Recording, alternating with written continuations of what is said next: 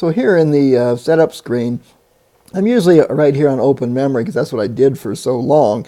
If I go ahead and press in on the right hand joystick, you can see I'm in the area where I can open from memory.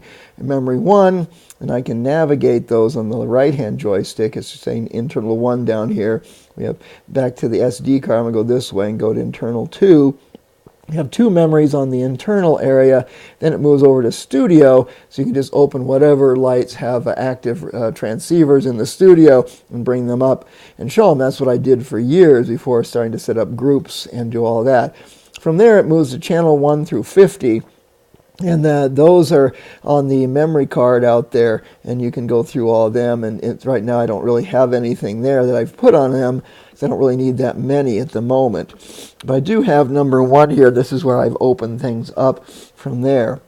You can undo things by pulling down on this joystick. You can press in on the right joystick when you've selected a memory to have it open. It'll sit there and talk to you and say when it has finished opening, and then you can go back to your flash screen and start using it.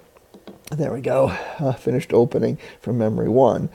And so it just jumped back to my default settings there, which is fine. So that's all there is really in here. It's pretty simple to use in this case, and just navigating to which memory you need to open. And you can set up all kinds of different configurations and then go in here and open them.